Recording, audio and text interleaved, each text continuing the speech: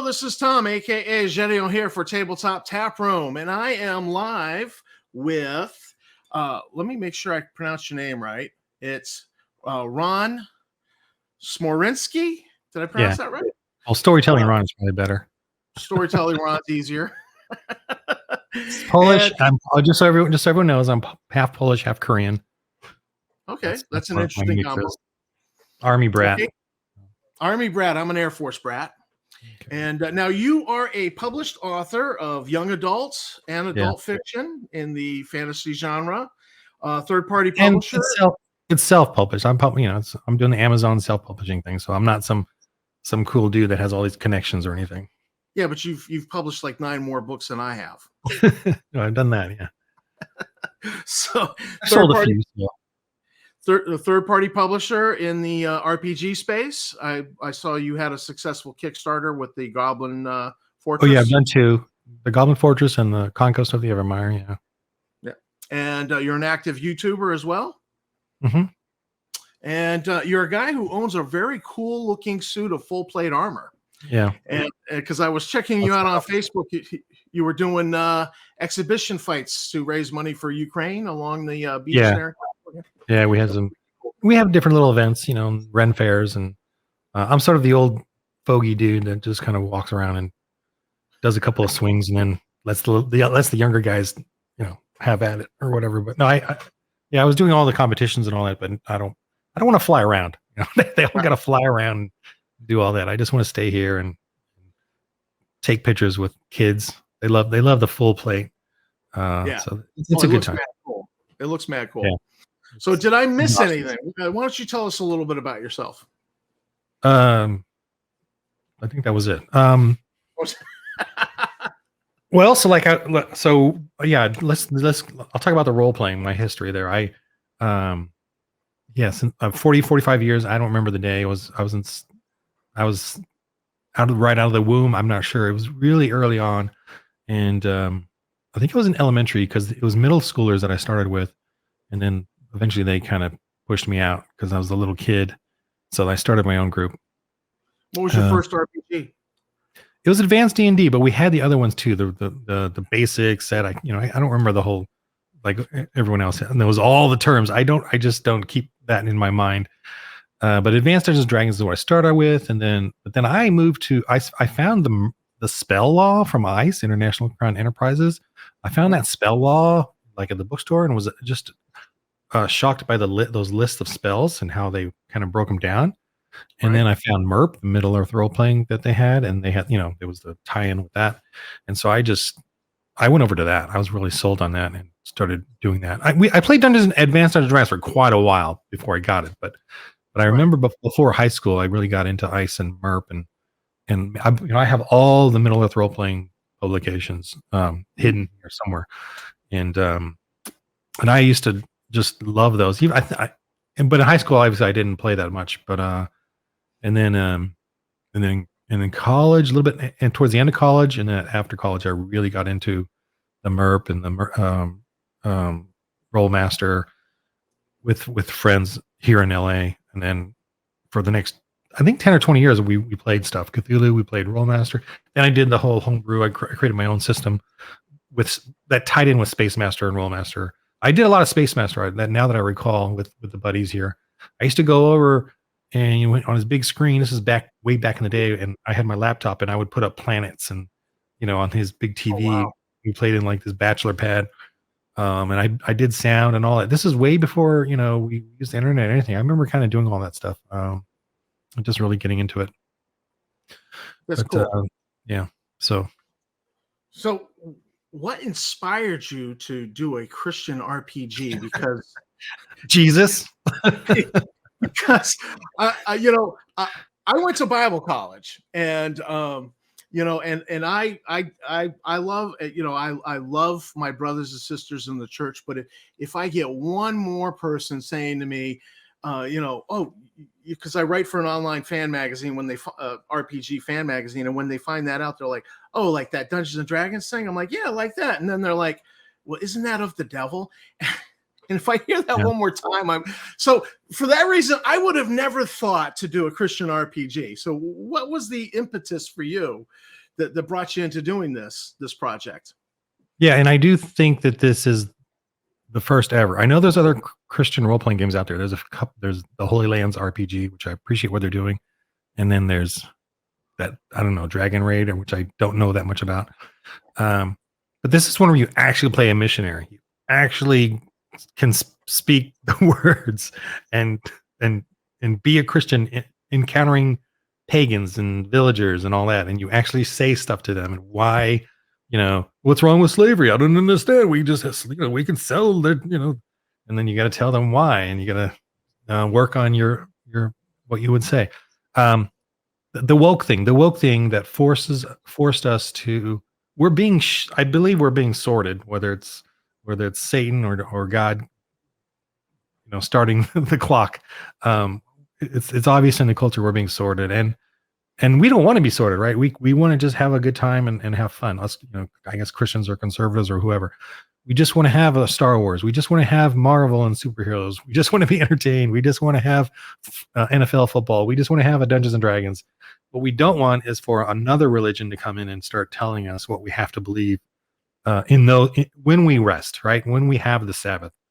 Role-playing games is about rest and having fun, and so is football, and so is going to the movies.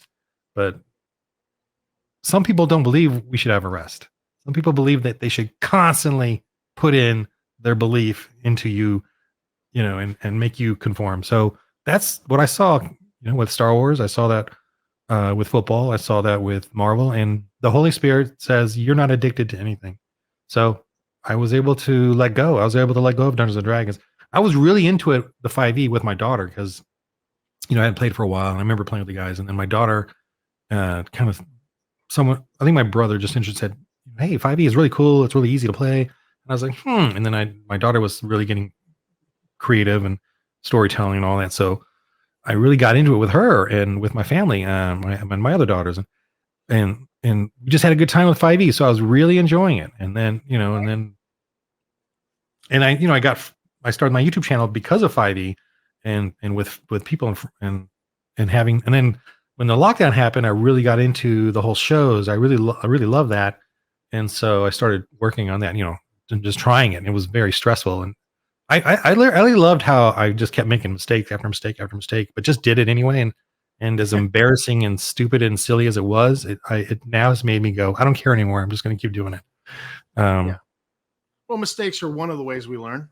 Yeah, we have to just put ourselves out there. We have to just keep making mistakes, because then every mistake I've made has made me a little more harder. Like it doesn't affect me anymore, when something goes wrong, so what? But yeah, the 5e, seeing what they were doing, bringing in the LGBTQT agenda, bringing in the gender fluidity, and then sort of making that front and center. I don't mind if do a D&D woke, right on the cover, Dungeons and Dragons woke, fine.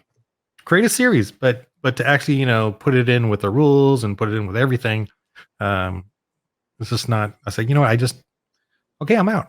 It was easier than I thought it was going to be hard, but it was easier than I thought. And then, so going into the Christian role-playing game, I still wanted to, I'm still an RPG guy, right? We're still, we don't owe anything to anyone. We can create our own game. And I worked on it, figuring out, if I was playing something, what would I play? And I just kept tweaking and looking and staring at that blank page. And I was kind of looking at other role-playing games too. Like I think Morkborg and what's the other ones? Star Wars the FFG or Star Wars role-playing game.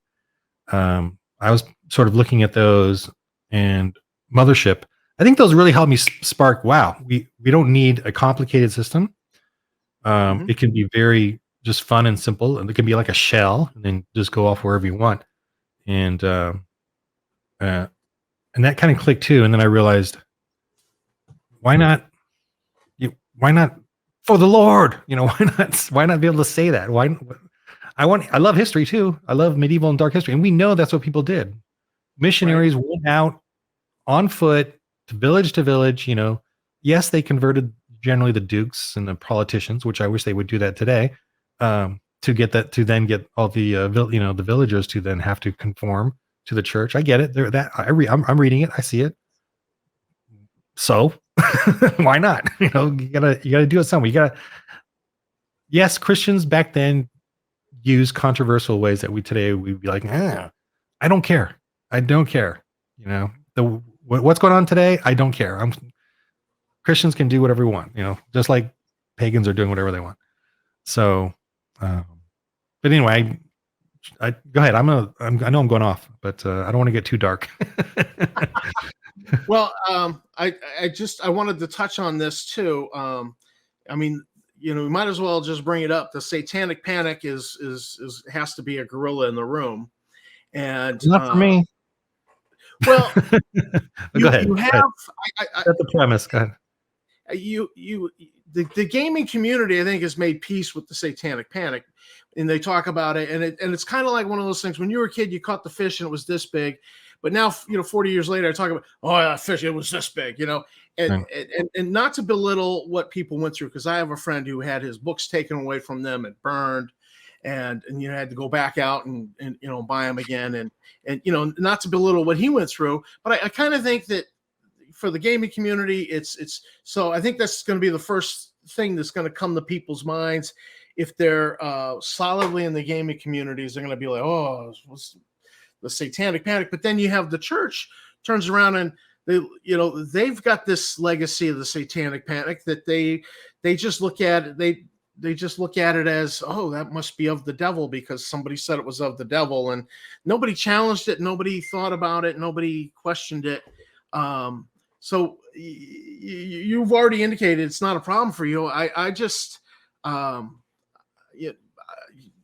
still encounter it because I still 7 years ago I had a Christian friend tell me, you're doing that thing that's of the devil, and I'm like, no, I'm not, please.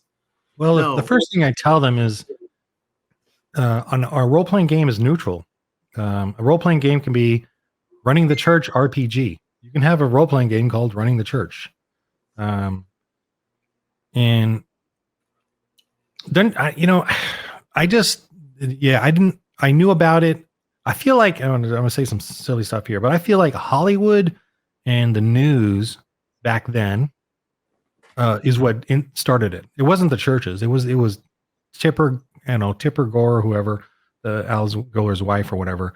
It was then the Hollywood made that movie, that Tom Hanks movie, Monsters and Madness.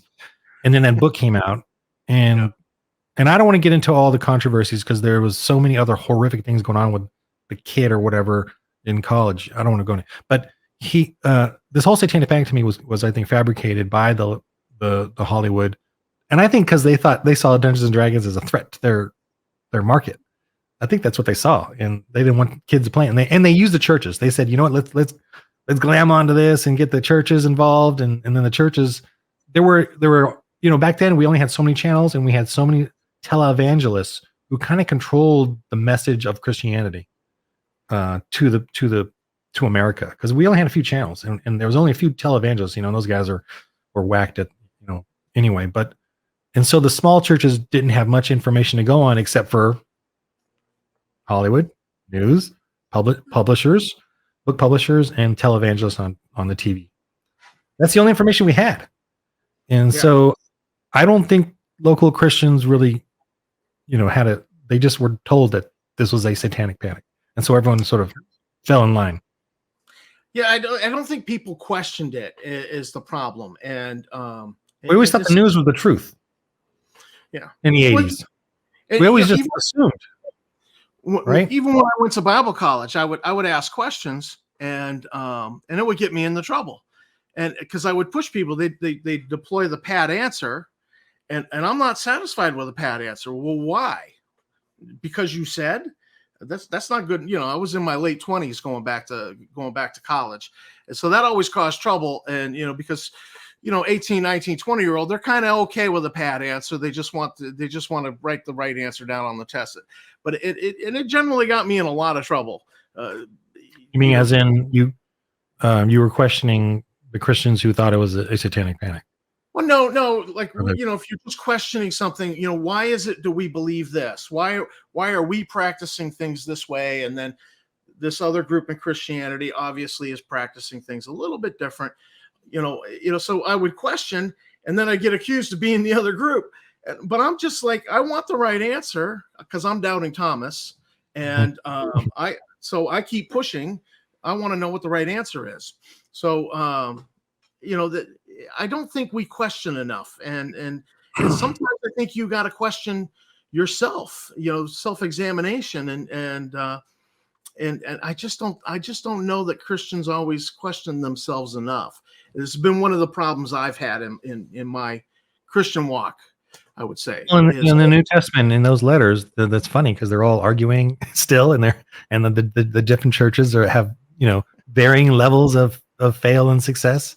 So when people tell us why are Christians always so different, I'm like, well, I guess you haven't read the New Testament because it already tells you they're going to be different, and they're going to be, there's going to be good ones, there's going to be bad ones, there's going to be good churches, there's going to be bad churches. It already says it in there, and that was right then that they were that way. So we're still human. We're just not that much different. Yeah. So, all right. Well then, let's move on then. The actual RPG. Now I was watching some of your live play, mostly because my buddy Peter was in your game. Well, it was in a D&D game, yeah. Yeah. So we played. He did play in the Christian one, yeah. Yeah, he played in the, because he sent me the link. He said, "Check this out." And and I was like, "Dude, man, how come you never did such a great Scottish sounding accent in our D&D games?" But you got better. So I picked up from that. It looks like you've set it in the 6th century. 6th century-ish, ish, which is after Constantine, but before Islam. And so it's I don't want to touch Islam. Not yet, anyway. Yeah, that could be problematic. Don't draw any pictures of Muhammad. But I just want to, I just wanted to do a fun period that was open to interpretation, because it's a period that the Dark Ages, and every book I've read on it, and I've got quite a few. I'm gonna do a video on all the books I've been reading. Everyone starts off with, "We don't have very much information about this period. Just understand that as we write this history book of this period." And, I'm well aware. So, am I mischaracterizing it by saying it's Catholic centric? No, or pre-Catholic. I'm not a Catholic, and I'm of my church. We have a pastor who's written a book called Before Luther, and I read it, and I absolutely believe it is. So the 6th century, 7th, 8th, they still were very close to the Bible and getting the Bible out and trying to teach the Bible from the Bible. And it didn't yet get all the rules and rituals that the Catholic Church we know today, start around 1000 AD and beyond, I think is when it became what we know as of the Catholic Church today. Well, I grew up Roman Catholic, but I did too. Yeah, and the Catholic Church would say, "Oh no, we're all the way back to St. Peter." But I think a lot of technically, yes. A lot of people will point to Constantine and say, "Well, all right, Constantine," but honestly, we're talking a time period where it would be a very primitive. If you wanted to use that label, you'd have to say it was very primitive, because a lot of the layers and layers of things that got added on. It wasn't really didn't come out till later. Oh, you're talking about the Catholic, like the Catholic rules, the doctrine of the Catholic Church. Yeah, that really didn't happen. So in the 6th century, what they're doing is working right with the Bible, and preaching from the Bible. They're not, and their stuff then is really amazing. I mean, and then there's some little maybe issues with, because for every pastor back then, or for the clergy to get the full Bible, all versions, all parts of it together, would take a cart, so it was difficult for even them to have Bible study or for them to really, learn all of it. And they were just beginning. Today, thank God we have so much information now to digest and study and crisscross and match what works with what, in is valid and all that. In the sense of the translations and the linguistics of it. But back then, you got to realize not everyone had everything, and so we can play a bunch of foolish clergy trying to do foolish things and for the Lord, have fun with it, and not knowing, and yeah. All right. I want when I want people to play, I want them to play it foolishly, like they don't know everything and they're going to make mistakes, but they're striving to serve the Lord, but they're gonna get angry and they're gonna maybe go violent and and do stupid things and make mistakes. Like I said, and I want that. I don't want. This is not about perfection. It's about having a good time, being silly, arguing. I really love them to argue with each other. So that we all. I did notice that one of your characters, the woman who plays the patron lady, that I think during the video that Peter was in, she said she wasn't a believer. I know. I was like, what? I said, I had to correct her. you're, yeah, like they're all Christians, but that doesn't mean you could be a Christian for the wrong reasons, but you will learn as you grow as your character, with your character and play it that way. She's great. And I did kind of tell them, like, you don't know everything. So make sure you don't assume you've done all these Bible studies, your character, you're just trying to, I want to serve the church. And that's all you know. That's all you know. Cause that there's this goodness, there's this thing and you believe it, but you don't know exactly what all of it is. So yeah, I told her later on, you're a Christian, you just not a very good one. Okay. That's the way you want to play it. Somebody with some edges. Yeah. Yeah. I once played a defrocked priest in a sci-fi game. He'd been kicked out, and so he was having a lot of he's having some depression, and the truth be told is that I had been kicked out of Bible college, and I had taken a stand, and I was forced to leave, and I later went back. But it was I wanted to play this character. It was an alien species in a sci-fi game, and he had been kicked out of his religion. And I just thought, I want to play this character. And so that was a lot of fun for me to play him. I actually played him twice in 2 different games. Same name. Star Frontiers? Yeah, Star Frontiers. And Yazarian priest in the family of one, and he had just been like, I don't know if I can go along with some of this stuff, and he got the hammer brought down on him, kind of like the way I felt I had the hammer brought down on me at seminary. But so that was a lot of fun. I loved that character. I'd probably play him again, in the future, if given the opportunity. Doing the Christian role playing game where they play missionaries and they go and rescue people, and then they see what their pagans are all doing their thing, and they think what they're doing is normal. I have to role play. I've never done that. I've never game mastered that kind of a thing, and I'm still learning myself. Like the simplest thing is, what's wrong with slavery? I don't know what's wrong with it. Why can't we sacrifice our sons or sell them off to slavery? What's wrong with that? So how do you handle like spiritual? I mean, because I get how you could have combat, and I get how you'd have social encounters.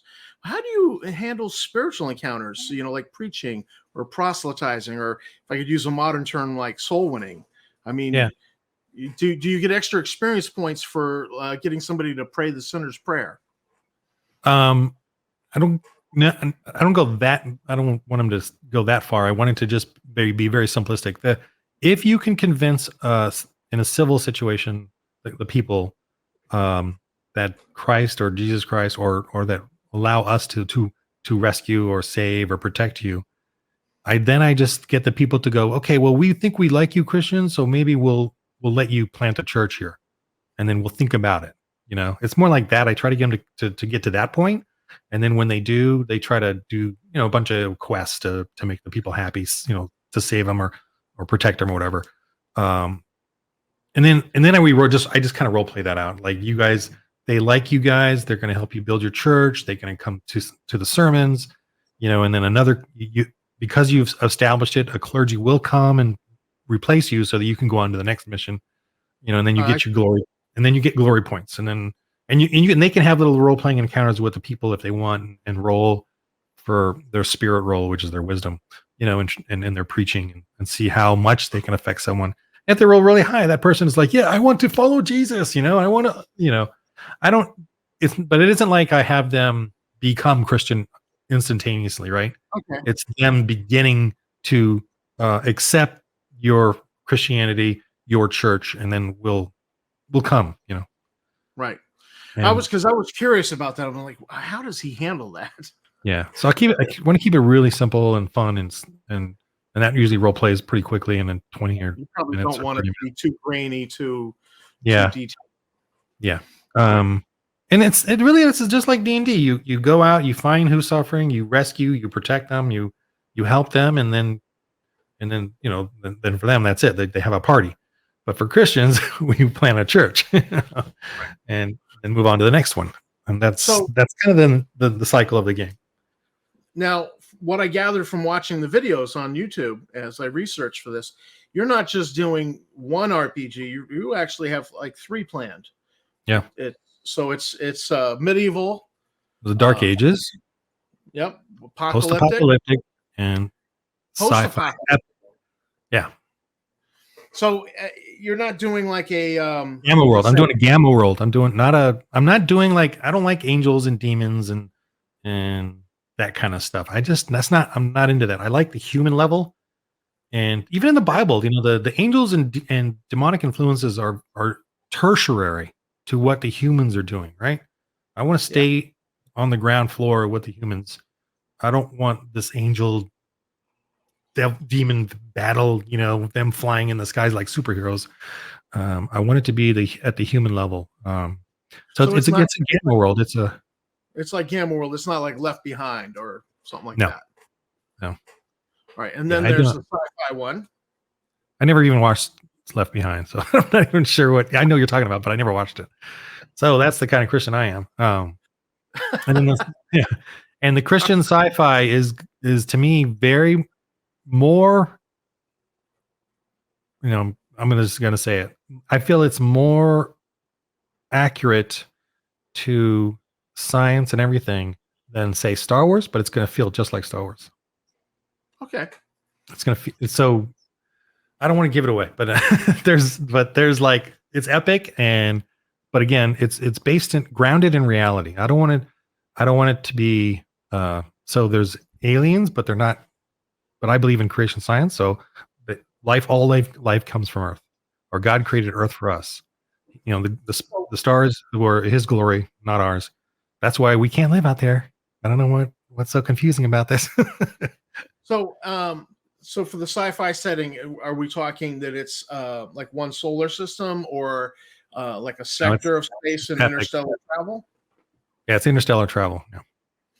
So, but we're not talking galaxy spanning. We're talking more limited neighborhood. Well, the local stars at the moment until I can build out more. But yeah, I'm gonna release it pretty soon. I'm going to be releasing the show soon. I've just started recording it with some, one of the guys from my Star Wars RPG who was the veteran there, like as far as knowing the rules in the games. And I think I've sold him the setting and the rules, like how it's played. So I'm pretty happy about that. Now you have a Kickstarter coming up. Yeah, and that's for the Dark Ages one. Okay. And it's to jump on the Zine Quest thing, which I kind of enjoyed. I kind of enjoyed backing a couple of those, and making a Zine Quest. You know what I'm talking about, right? The Zine Quest. Right. Yeah. So I'm making it, like a paperback kind of thing. Is that the? Yeah. Oh, that's my website. Okay. Yeah, this is your website. Yeah, and there's a little link there to the Kickstarter. It's starting February 1st. So this was a timely interview then. Yeah. So where can somebody who's interested get more information on this? Well, on my YouTube channel, I'm throwing a bunch of the show, how we're playing it, how the Christians are playing it, and tutorials, and I'm just kind of blah blah blah blah blah blah. This is how this is how, and I just throw them up there. There's a lot of tutorials. There were too many for me to watch them all. Yeah, no worries. I just want to do it, and I do it, and I throw it on there. All right, and now, so is there a place where I can pre-register to sign up to get a notification? If you click on the Kickstarter there, it should take you to the pre-launch page. Oh, there we go. My bad. Yeah, no worries. All right, there we go. All right, so just click on the and I will get a notification then. Yeah. So. And the shows, just so you know, are none of like they're all Christians before. They were not role-playing gamers at all. Like none of them. Some some barely knew about. Well, not Peter. That's right. That's true. I don't count Peter. But the other ones were all just actors. And some of them vaguely knew it, or maybe knew it in high school. Right. And I went to I don't know if it was a convention or whatever with actors and stuff. And I pitched this to all around, and I didn't get a negative response.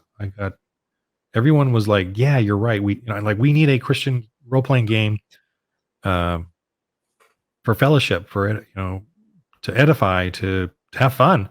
And everyone, no one even mentioned the Satanic Panic in that. And this is in Texas. I was in Texas, and none of them mentioned it. I don't even know if they knew about it.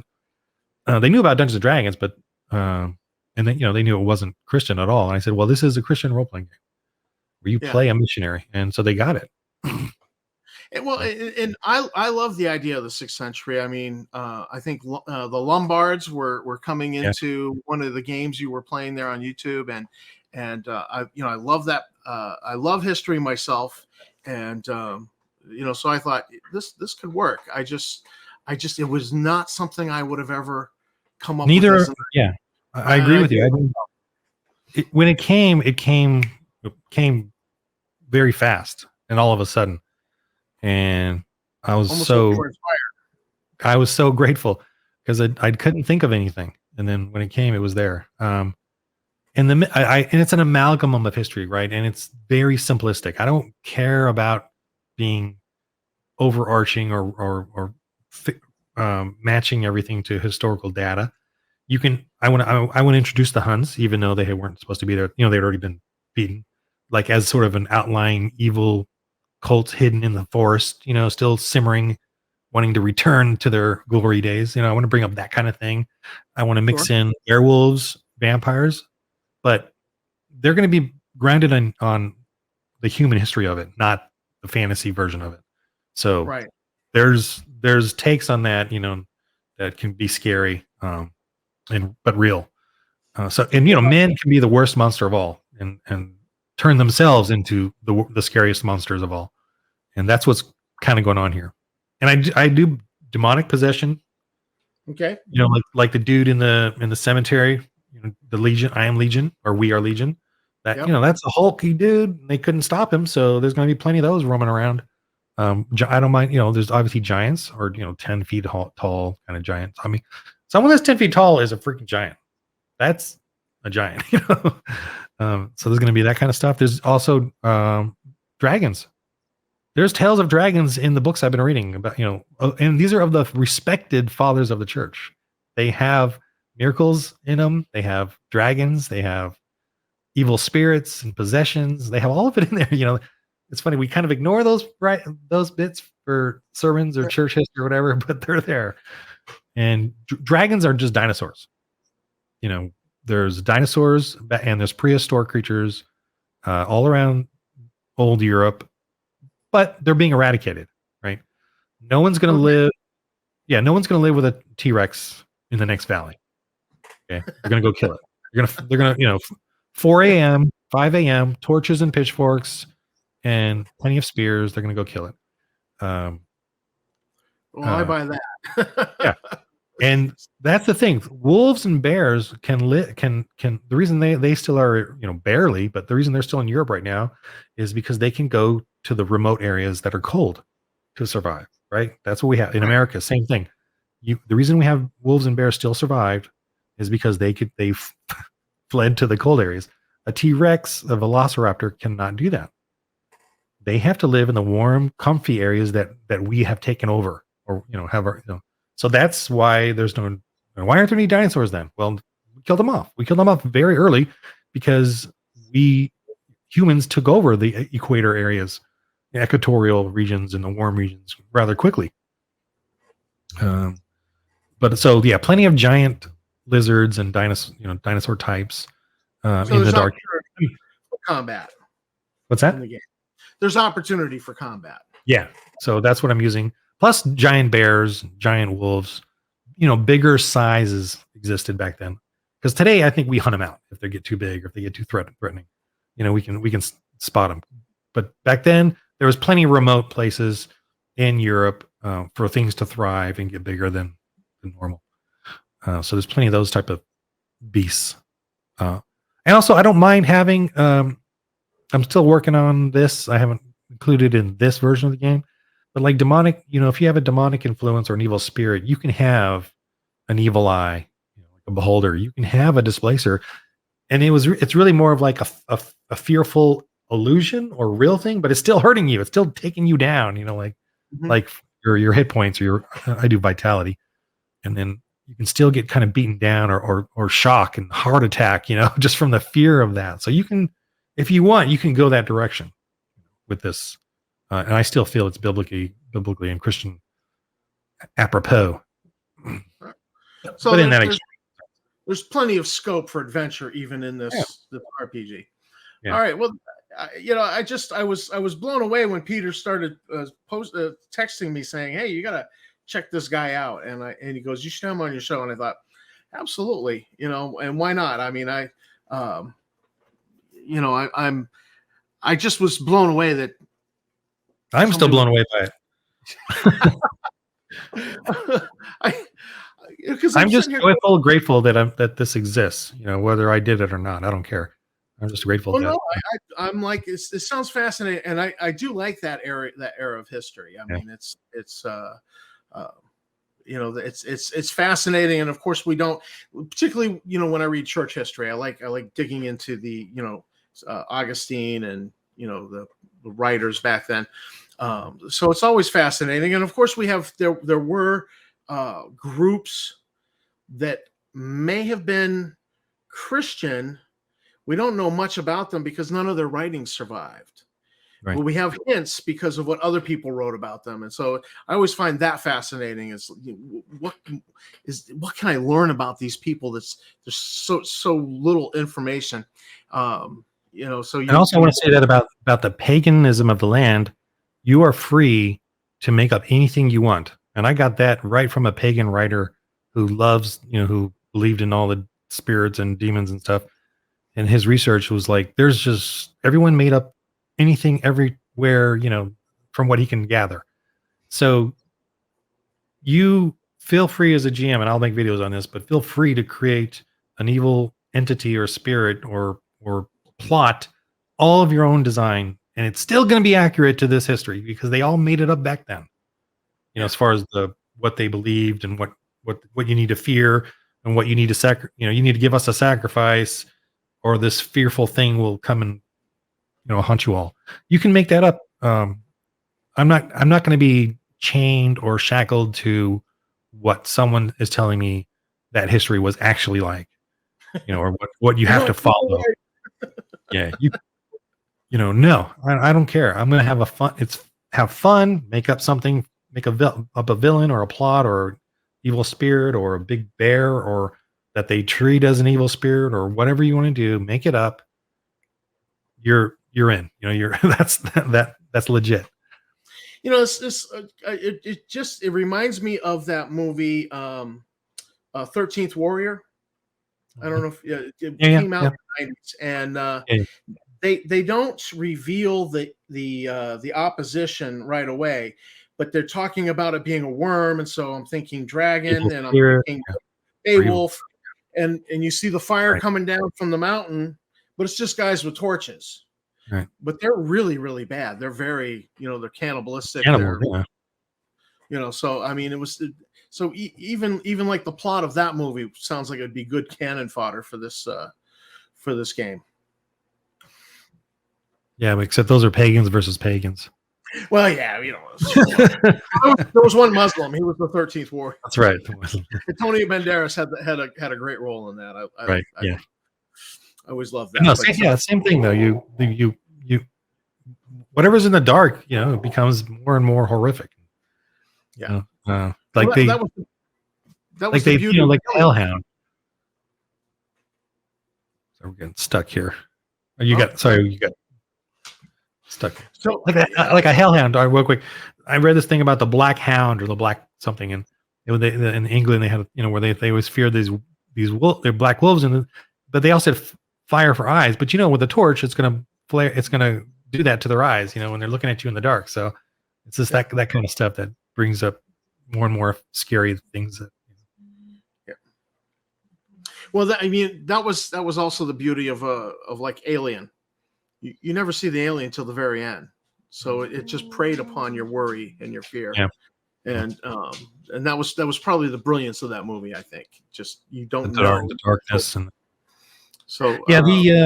I do want the game to be fun and family friendly. I don't want to touch on the really hardcore pagan stuff that was going on. I think I might do it.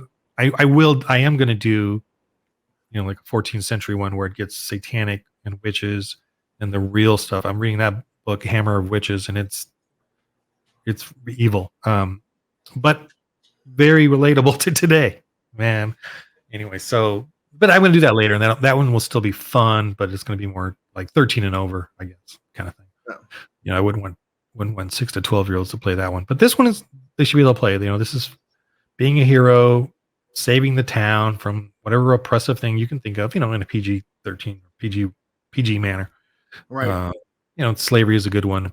Being oppressing the village is a good one. Taking their stuff, or being afraid of a big scary beast or criminals or something. And like, why would you help us? Well, because we're Christian. We want it. That's we got to help each other. Yeah. Pagans don't necessarily help each other unless there's a you give us money or you give us all your stuff. Christians like, we just want to help you and set up a church and build up a community and go on to the next one. And you guys can run it. I think you'll get interesting responses from young children playing this because I remember playing Keep on the Borderlands with my daughter, who was that the B1? B1 or B2? B2. It was B2. B2. Keep on the Borderlands, basic D&D, and my youngest daughter, they're going out on this adventure, and they're, people in the keep are really concerned about the lizard men who are causing trouble. So they go and find the lizard men down at the swamp, and so I said, "What is there something what do you want to do?" And she's like, "You lizard men, you stop being bad." And I was expecting, I'm expecting typical murder hobo behavior because, Right. It's D&D. I've been conditioned to it, and just my daughter going, "You lizard men, stop being bad." I just, I'm trying not to laugh too much, but it was just priceless, from a 7-year-old. Well, and in this game you have rebuke. So if you can rebuke them and you roll really high, their vitality will go down. Because maybe we shouldn't hurt people. Well, the one question I didn't ask then is this like a D20 system or do you want D20? It's D20, but very simple. You got traits, the 6 traits, and then you have guess what? How many skills I have? 0. Okay. And infinite. I have 0, but you can put any skill you want. If you want to put smithing down, put smithing down. You buy it with a point. But you can come up with any. If you're a cleric and you want to play the lute and be a bard, okay, well, you got to learn the lute. So you said there was a minstrel in town. Okay, fine. Okay, yeah. Okay, I did. So you can now go talk to him. Get your lute. Learn. Spend one of your glory points, experience points, and you can start playing the lute. And then he can start rolling, and if he rolls really high, he can affect people, or his party. And I have power of prayer. So I had a little girl. I did play some kids, and the little girl prayed, and it was awesome. She did for like a minute, and everyone else is like, about the adventure. And I said, okay, wow. So I gave her a bonus to her roll, and then whenever you roll, everyone gets that bonus as inspiration points, or inspiration die rather. Inspired die. So it's going to be a very familiar system then. Yes, very familiar. All right, fantastic. Yeah, it's so simple. I love it. But you can, like I said, you can put any skills you want as you grow your character. You can decide where you want to take them. There's no class. You start off with you can be a cleric. You start with a cleric, warrior, late patron lady, or nun. But like the patron lady can start using the blessings and miracles of the nun. But I'm like, okay, well, you gotta role play that with the nun and ask her to teach you them. And then you buy it with and you get glory points, not for killing anyone. You get glory points for turning them or converting them. I mean, if you kill them, fine. If that's where they go with it, the villains. Because I do make it so that when the villains get hurt, I start rolling their denouement, which is their morality, and then they will surrender, and then that's the opportunity for you to rebuke them or try to get them to become peaceful. So that's always in there, and if you do that, you get the glory point. So there's a lot less killing in this game, but you still have lots of fighting. Fight system, which is kind of like that BX, basic Dungeons and Dragons, which to this day, if I'm just running a one shot, somebody wants to play, that's what I'm pulling out because it's too simple. Yeah, it's too easy to bring out. So this sounds fantastic. Well, this February 1st is the Kickstarter, and I mean that's literally a couple of days here, right? I know. I got to finish my. I'm not done yet.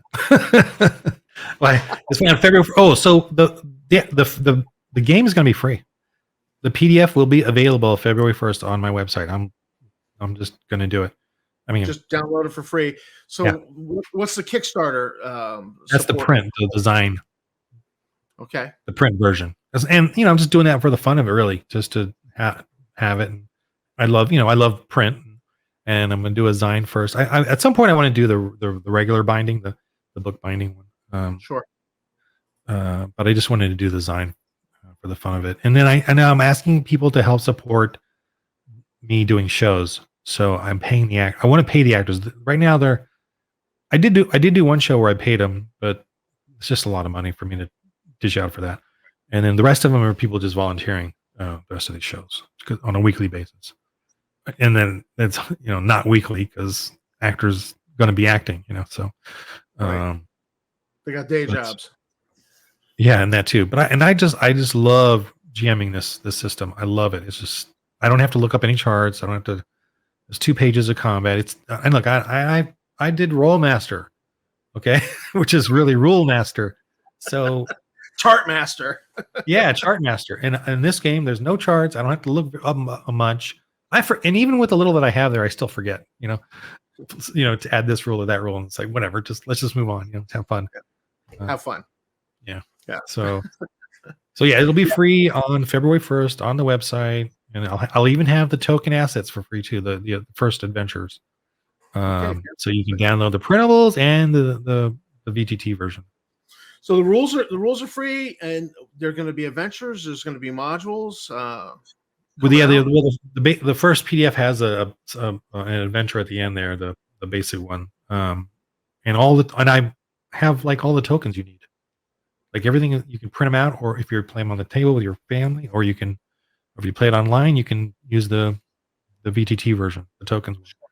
And I even have I don't know if you've seen any of it in the videos, but the maps, the battle maps are modular pieces that you print out, cut out, have the kids color it if they want. And you can make a modular little dungeon or cave system, and little rooms, and just kind of reuse the pieces, and you just place them down when they go. So that's like the reveal, and I just love it. It's just simple. The range is short, medium, loosey goosey. Does it look short? It's short. You're fine. That's how I do it. Yeah, that looks pretty close. All right.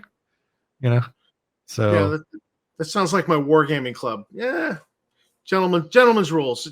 Yeah, we're not going to quibble over half an inch. So, and also initiative. You don't have to roll for initiative. I just play it out however it feels. I'll if I have a scrappy little pagan, with a dagger, I might have them go first. But other than that, if a person, I want to do that. Okay, all right, go. I don't care. And then I'll get my bad guys in when I need to. We'll just go around, and it just plays out well. It's just fun. All right, well, that's fantastic. I'm so glad that you came on the show and told us about your Appreciate RPG. you. And it was nice talking with you, Ron. I look forward to doing it again. And so that's Storytelling Ron with For the Lord, and the Kickstarter starts RPG, Dark Ages. Dark Ages. For the Lord RPG is the series, and then the Dark Ages is this setting. Is the setting. Okay. Yeah. So basically the rules will apply to all the settings, so post-apocalyptic, sci-fi.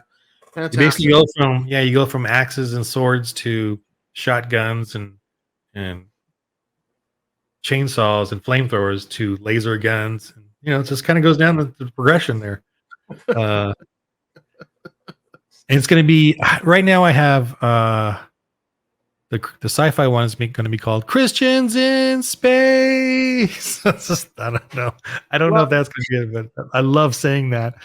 When Peter told me about it, I was like, yeah, I says, that reminds me of History of the World Part 1 with Mel Brooks. And at the end, he's like, see, Hitler on ice. See, Jews in space. Was it Jews in space? I think it was Jews in Space. Oh, that might have been where I got that from, because I love that movie. Forever, but I think it was. When I was a kid, I love that movie. Yeah, it was Mel Brooks and Christians in Space, and then the Wasteland one is, I don't know, missionaries, mutants, and missionaries. No, I have a name for it, and I forgot it. But yeah, it's fun, man. I had a group starting it, and Saints of the Wasteland. Same thing. Missionaries going out, trying to repopulate the earth, find survivors, encountering mutant bugs and zombies, and I want to go a little more crazy with. Almost like Walking Dead, trying to put civilization back together. Yeah, but these are missionaries going out, and then you discover people, and those people are all crazy because they have, they're creating their own gods and their own evil spirits, and same thing, literally, but with it's just gonna be fun though, with shotguns and flamethrowers and mutant creatures. Well, I will certainly I will send the link out to some of the people that game in my church. Be like, okay, don't send it to the church, man. Actually, we have a new pastor and he games. Cool. That's actually that actually is, sorry, now I know we're trying to end it here. That's actually where it started, though, was this pastor contacted me. I was kind of Christian on the website, and I didn't do the For the Lord, but he got me. I wanted to do pastors playing D&D, and that's where Rhyme with Frost Maiden started, but I can only find 2. I tried so hard to find more. Wouldn't that be ironic if the pastors playing D&D were murder hobos? Don't get me started. One of them was hilarious. He totally just started swinging his hammer. He was the cleric. I'm like, what are you doing? He's always he's gonna beat the evil out of you. Yeah, he never played D&D either, and the first thing he does is, I was like, wow, that's funny. Apparently, murder hobo must be in our genes. Oh yeah, that is true, isn't it? So, all right. Well, I want to thank you for coming on the show, and I want to encourage everyone check out For the Lord. Kickstarter starts February 1st. Sounds fascinating. I can't wait to read the rules myself. I definitely like rules light. This sounds like it's up my alley, and I want to thank you again. Thank you. Yeah, appreciate it. So this is Tom for Tabletop Tap Room signing out. Want to thank you for watching the videos. Thank you to my subscribers. You guys are great. And if you've not subscribed, please do hit the like, subscribe, and bell icon and help me build the channel. But until then, keep on gaming.